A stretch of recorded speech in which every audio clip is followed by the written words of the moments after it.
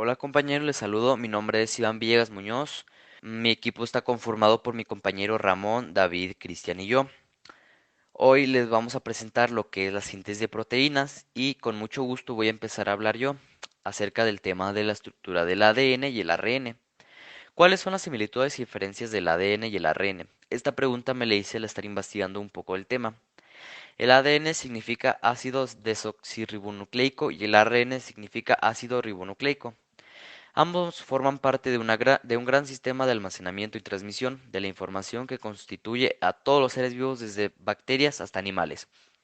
Cabe mencionar que ambas moléculas están formadas por cadenas de nucleótidos.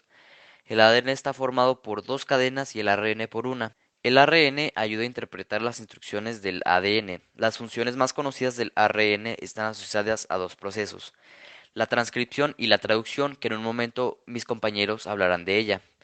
Estructura del ADN y el ARN. Ambos están formados por unos elementos básicos llamados nucleótidos. El ADN está formado por una doble cadena de nucleótidos y el ARN por una cadena sencilla. Se dice que los nucleótidos están organizados en forma de cadena ya que se enlazan en fila unas tras otras.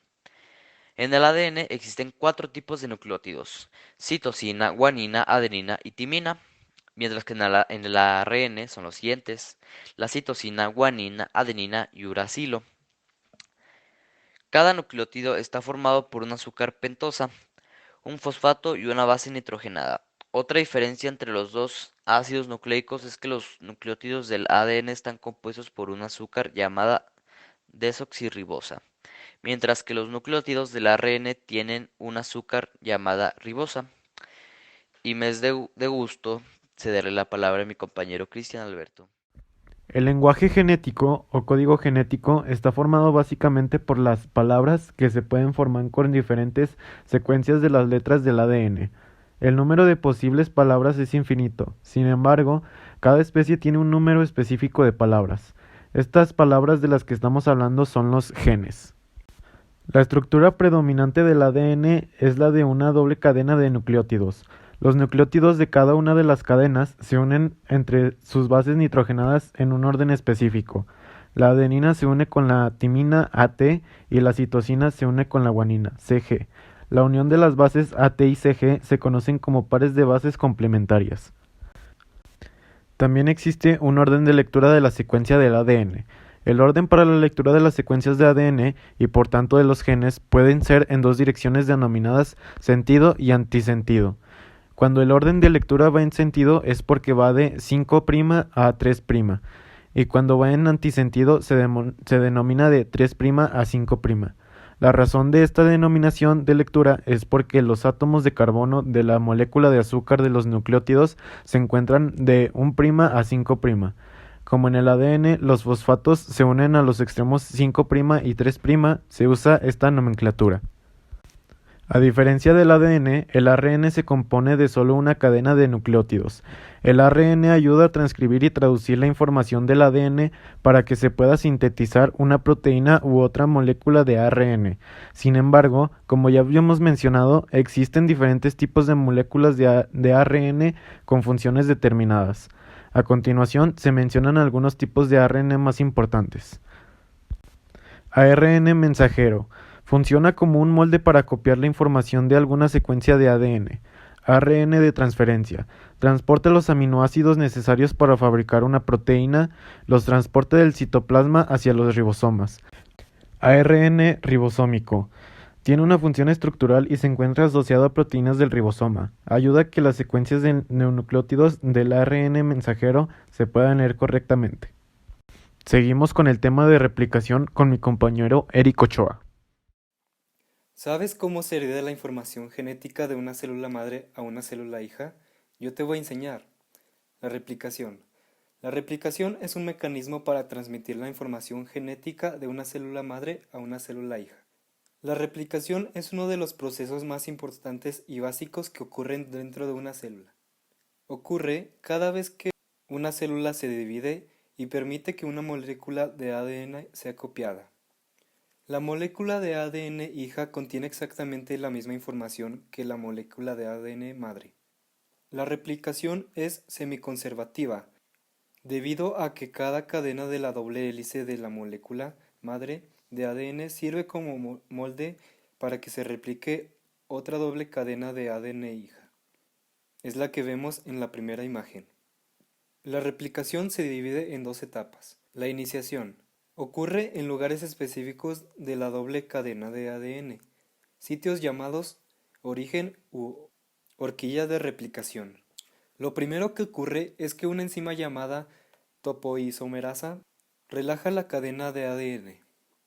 Luego, otra enzima llamada helicasa se ancla y va rompiendo los puentes de hidrógeno, que sirven de enlace entre los pares de bases nitrogenadas de las dos cadenas de ADN. La otra etapa es la elongación. Cuando el cebador está en su posición, una enzima muy importante llamada ADN polimerasa se ancla a la secuencia de la cadena desenrollada y comienza a unir nucleótidos solitarios para formar una nueva cadena de ADN. No ocurren al azar, sino que se toma como molde la cadena de ADN madre. El orden de esta unión ocurre por los principios de emparejamiento de bases nitrogenadas complementarias. Recuerda que las bases AT, adenina y timina, y CG, citosina, guanina, son complementarias entre ellas. Una característica de la replicación es que se debe ocurrir simultáneamente en las dos cadenas de la molécula de ADN madre. Una de las cadenas del ADN madre se conoce como cadena líder, y los nucleótidos que se añaden de manera continua en la otra cadena se conoce como cadena rezagada, y en ella la ADN polimerasa también añade nucleótidos. Sin embargo, tiene que avanzar en la dirección opuesta a donde se van abriendo las cadenas de ADN madre. Su forma de trabajar es diferente. La ADN polimerasa es añadir nucleótidos por bloques, es decir, la polimerasa se acerca al sitio donde se van abriendo las cadenas de ADN madre. Entre bloque y bloque queda un hueco que es ocupado por el cebador. Posteriormente, una enzima llamada ligasa elimina el cebador y lo reemplaza por el nucleótido correspondiente. Y eso es lo que pasa en la replicación. Seguimos con mi compañero Ramón. La transcripción es el dogma central de la biología molecular. El ADN fabrica ARN y el ARN fabrica proteína. Aquí es donde comienza el proceso. Los factores de transcripción se ensamblan en una región promotora específica a lo largo del ADN. La sección de ADN que sigue al promotor es un gen y contiene la receta para hacer una proteína. Un complejo de proteínas medidoras llega junto con la enzima ARN polimerasa. Este complejo ubica la ARN polimerasa en su lugar, la inserta con ayuda de otros factores entre las cadenas de la doble hélice de ADN. El conjunto de todos estos factores se conoce como complejo de iniciación de la transcripción, y ahora está listo para ser activado. El complejo de iniciación requiere contacto con proteínas activadoras que se unen a secuencias específicas de ADN y conocidas como regiones intensificadoras. Mas estas regiones pueden estar a una distancia de miles de pares de bases del inicio del gen. El contacto entre las proteínas activadoras y el complejo de iniciación activa el mecanismo de copiado. La ARN polimerasa se va desarrollando una pequeña parte de la hélice de ADN. Para exponer las bases de cada cadena solo se copia una de las cadenas. La otra cadena funciona como un molde para la síntesis de la molécula de ARN, la cual se forma uniendo una subunidad tras otra, usando el código de letras de la cadena de ADN molde. Aquí se pueden ver las subunidades de ARN ingresando por el orificio de entrada de la enzima. Estas subunidades se unen para formar la larga cadena de ARN mensajero que se llevará en la parte superior.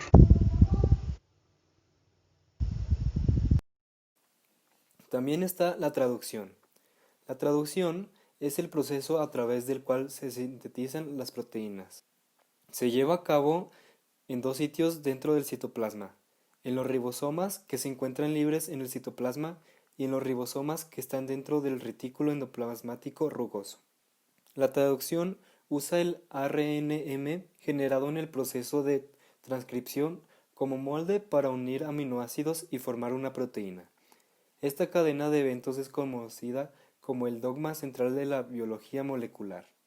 El flujo de la información ocurre de la siguiente forma: ADN, después ARN y luego nos da la proteína sintetizada. Este proceso ocurre en las células eucariontes, en donde el ARNM producido en la transcripción es transportado al citoplasma, en donde ocurre la traducción o síntesis de proteínas. El codón es el triplete consecutivo no solapado, donde entran esos 4 nucleótidos. Hay 3 codones de paro que indican la finalización del ensamblaje de aminoácidos: uracilo adenina-adenina, uracilo adenina-guanina o adenina-guanina-adenina. El proceso de traducción se divide en 3 etapas. La primera, iniciación. Durante esta primera fase, el ribosoma se ancla a la cadena del ARNM y al ARNT. Después, las 2 subunidades del ribosoma sujetan al RNM como si fuera un sándwich, para poder leer su cadena de nucleótidos. Después, el ribosoma avanza por el RNM y junto con el RNT de inicio. Recorre la cadena de nucleótidos hasta encontrar el codón de inicio, adenina, uracilo, guanina. El ARNT se une al complejo para indicar el comienzo de la traducción. El RNT de inicio agrega el primer aminoácido a la cadena proteínica, que siempre es metionina. Proseguimos con mi compa Ramonova. La elongación. Me gusta recordar lo que sucede en esta etapa de desarrollo de la traducción a través de su nombre. La elongación se da cuando la cadena de polipéptidos aumenta su longitud. Pero ¿cómo crece realmente la cadena? Bueno, para averiguarlo, examinemos la primera ronda de elongación. Una vez que se ha formado el complejo de iniciación, pero antes de que se hubiera unido aminoácidos para formar una cadena, nuestro primer ARN, que lleva metionina, comienza con el espacio del centro del ribosoma, el llamado sitio P. Junto a él está expuesto un nuevo codón, en otro hueco llamado sitio A. El sitio A será el lugar de aterrizaje para el siguiente ARNT, cuyo codón es la pareja perfecta del codón expuesto. Una vez que el ARNT correspondiente se ha colocado en el sitio A, es hora de la acción, es decir, la formación del enlace peptídico que conecta un aminoácido con otro. Este paso transfiere la metionina del primer ARNT al aminoácido en el segundo ARNT en el sitio A. Y al final tenemos 2 aminoácidos, un polipéptido pequeño, y la metionina forma el extremo N del polipéptido y el otro aminoácido es el extremo C. Los polipéptidos, como todas las cosas buenas, deben llegar a su fin. La traducción finaliza en un proceso conocido como terminación. La terminación sucede cuando un codón de alto en el ARNM, preferiblemente UAA, UAG o AGA, entra en el sitio A. Proteínas llamadas factores de liberación reconocen los codones de terminación y caben perfectamente en el sitio P, aunque no sean una RNT.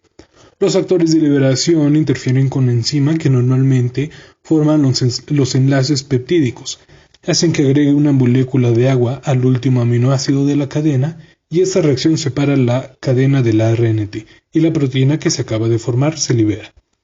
¿Qué sigue? Bueno, afortunadamente el equipo de la traducción es reutilizable.